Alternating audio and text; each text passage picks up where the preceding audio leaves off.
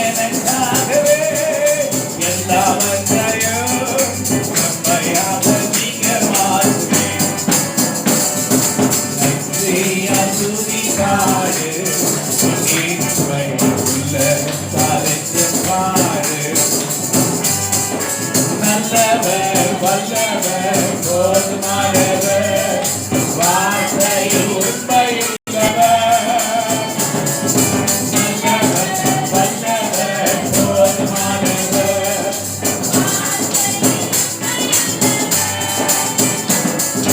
நன்றியா துதிப்பாடு நம்பிக்கை உள்ளவர் அறிந்து பாடு. ஹல்லேலூயா.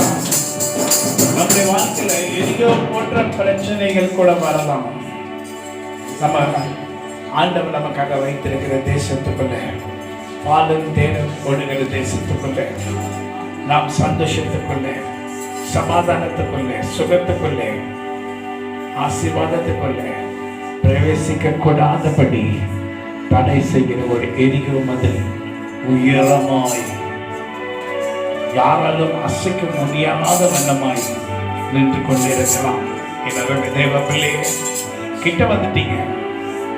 உள்ள என்ன இருக்கு? சமாதானம் இருக்கு, சுகம் இருக்கு, சந்தோஷம் இருக்கு, மகிழ்ச்சி இருக்கு, ஆசீர்வாதம் இருக்கு, நீதிய வாழ்வு இருக்கு. அதுக்குள்ள உள்ள போகக்கூடாதபடி சாத்தான் ஒரு பெரிய எரிகோ மதில கட்டி வச்சிருக்கான். ஹல்லேலூயா. கர்த்தர் நம்மோடு இருப்பாரானால், கர்த்தர் நம்மோடு கூட இருப்பாரானால் நாம் அதை தாண்டுவோம். நம்ம கையிலால ரசிக்க முடியாது, நம்முடைய கால்னால எட்டி வளர்க்க முடியாது, நம்ம ஈட்டினால் அதை குத்த முடியாது. எரிகோ மதில் இன்னைக்கெல்லாம் செங்கல்ல கட்டுவாங்க, அன்னைக்கு கருங்கல்ல கட்டுவாங்க. அன்னைக்கு புல்டோசர் இல்லை, ஜேசிபி இல்லை, எந்த இயந்திரங்களும் இல்லை, பெரிய பெரிய கற்களா. ஒரு மனுஷனால ஒரு கல்லை தூக்க முடியாது. ஒரு 20 பேர் சேர்ந்து தான் ஒரு கல்லை தூக்க முடியும். 40-50 பேர் சேர்ந்து தான் ஒரு கல்லை தூக்க முடியும்.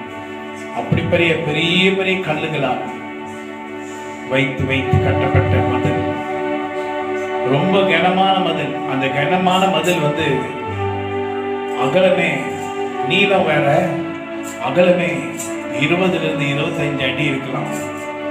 சும்மா இல்லைங்க, சும்மா ஏதோ ஒரு காம்பவுண்ட் ஒரு காலில் நம்ம செங்கலை கட்டின காலில் ஒரு 8 வச்சா வந்துடும். ஒரு இங்கிருந்து அந்த லாஸ்ட் வரைக்கும் ஒரு 20 அடி காம்பவுண்ட் செவரு எப்படி கட்ட, பெரிய பெரிய பாறாக்களால உயரமா இருக்குது. இது எப்படி நீங்க தாண்டுவீங்க? அதுக்குள்ள என்ன இருக்கு? உங்களுக்கு உண்டான சமாதானம், நமக்குண்டான சமாதானம், நமக்குண்டான சுகம், நமக்குண்டான மகிழ்ச்சி, செழிப்பு, நமக்குண்டான ஆசீர்வாதம், நமக்குண்டான நீண்ட வாழ்வு, சுகமாய் தங்க பண்ணுகிற தேவன். அதை உனக்கு நான் கொடுப்பேன் என்று சொன்னவர், அதை உனக்கு கொடுத்து விட்டேன் என்று சொன்னவர், அது வரைக்கும் நடத்தி வந்தார். அந்த மதிலை பார்த்த உடனே ஜனங்களாம் எப்படி நாங்க தாண்ட போறோம், எப்படி நாங்க தாண்ட போறோம்? மதிலுக்கு வெளியில என்ன இருக்கு? என்ன இருக்கு?